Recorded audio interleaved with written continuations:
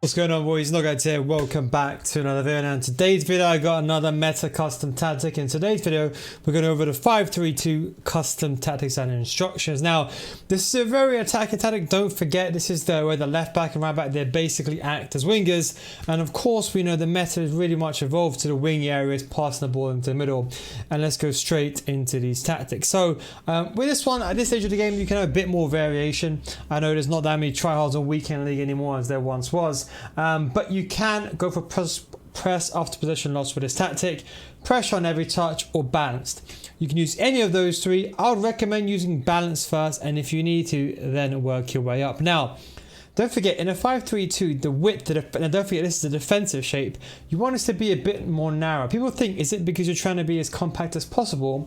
Well, it's because when you're defending, especially in a back five, what happens is that your left back and right back, when they go forward, they fly forward, but it takes them some time to come back. So you defend basically in 3 back and 3 in front. So what you basically essentially want to do is when you come back to that system, you don't want to get broken down into the spaces. So my preference is always to have a slightly lower width, should I say, and that way you're just a bit more defensively solid, because you're still going to be wide, because don't forget you're still defending a 5. You're not going to be like this. So people always say, oh, do you become really narrow? It doesn't work like that. Now the depth, but it's about 65.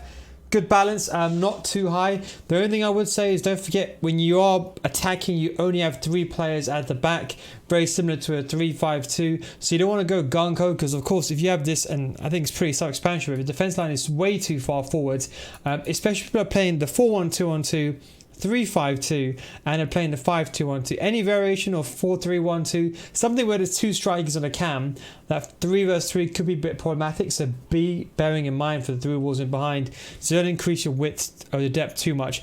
The higher depth, alongside, for example, the pressure on every touch and press after possession loss, enables you to win the ball higher up the pitch. That's the key. Now, build up play. These two, I would recommend long ball. I do feel fast build up play is just a bit too quick for a lot of players. You can use both though. If you want a more of a, let's say you look at this video and you say, you know what, now I want to be a bit faster, then I would say go use fast build up play. But I think long ball is good, because what happens is sometimes is that you get the ball, let's say with, okay, let's say hypothetically speaking, get the ball with your centre mid, and you have to wait for these guys to go forward. And while you wait for them to go forward, you could lose the ball in that transition. So some of you guys might want them to just bomb forward, some of you guys want them to go a bit more slower. Long ball still works very, very well, but I would only make sure to use these two. That's what enables them to go forward. Now, in the final third, personally I prefer forward runs. I know people on new gen. Now if you're watching this and you're playing the new gen version, as I am doing right now, as you can see in the bottom left, you can see that, by the way, by the controllers. You see, if this was black, this would be old gen, but it's in white, so it's new gen.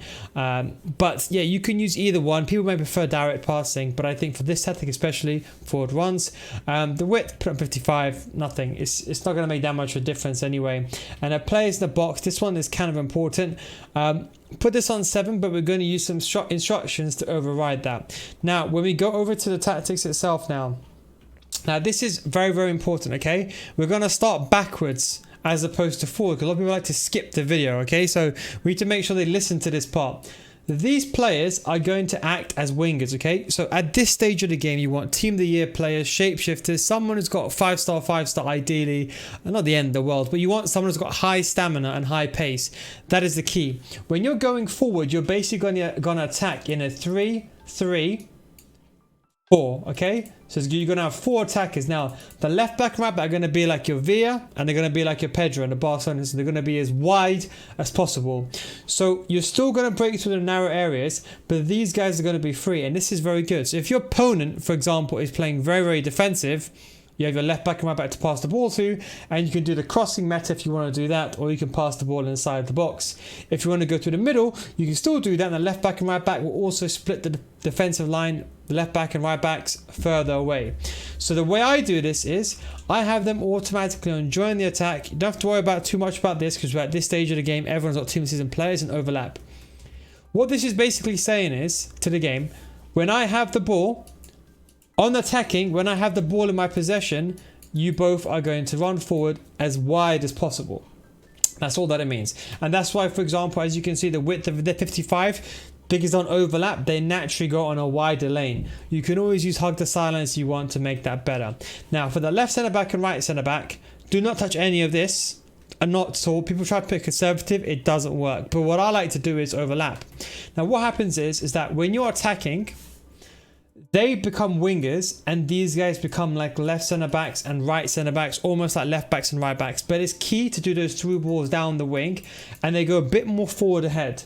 So they spread out a little bit more, and that is why I like it. So don't put conservative, don't put anything bunky like that, and put stay back. You ideally want someone that's fast and quick as a centre back.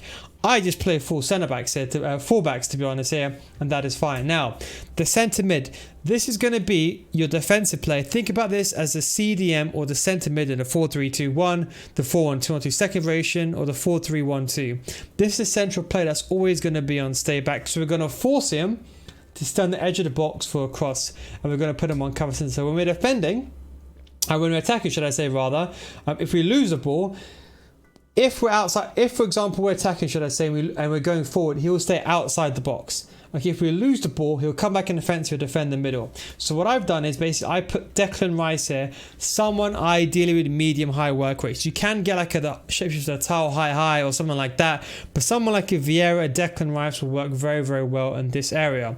Then for the left centre mid and right centre mid, I'll be honest, leave them on balance to get forward. The key thing is put them on get into the box for a cross. I'll explain that in a second.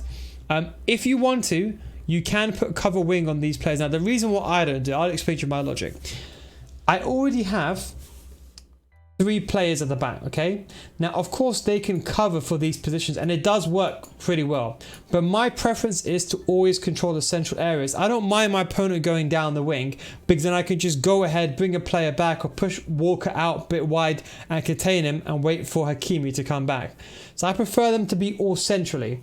That's just my personal preference. That way, if I get countered, I can control the middle of the pitch. That's just my opinion, okay? And what I would say is put all these other cover set. And the reason why these guys on get forward and get inside the box for cross, when these guys go forward down the wing, you're going to have a cross situation. You're going to have 2 strikers, and then you're going to have these 2 running into the middle. You're basically going to have a player available all the time. Declan Rice is going to be the player on stay back. You've got your back for stability, and your left back and right back. I guarantee you this. Even if your opponent plays as narrow as possible, you're still going to be free on the wing. So you're always going to be able to get past with this tactic. So that's what I would say. Leave the left centre mid and right centre mid unbalanced. I would say if you can get high or high mediums, leave them unbalanced. If, for example, here you got someone that's low medium low, I would recommend get forward. That way you force them manually. With long ball and with fast build-up play, they're going to make runs. But if they've got bad work rates, you could always force them like that. Now for the strikers, stay forward, get in behind. Now, contrary to belief, if you put these guys and come back in defense, they don't do anything. You can't defend like, you know, my 3-5-2, I explained you can defend it in a 5-3-1-1. You can't do anything funky like that. You can't defend it in a 5-4-1. Trust me, I've tried that. So leave them on stay forward. Come back in defense is not going to make a difference to them.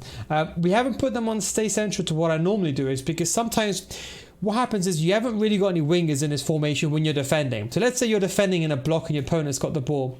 If you win the ball with, let's say you save and you do a 1-2 backwards, you haven't got the wingers yet. You have to wait for Hakimi and Bernardo Silva to make the runs going forward.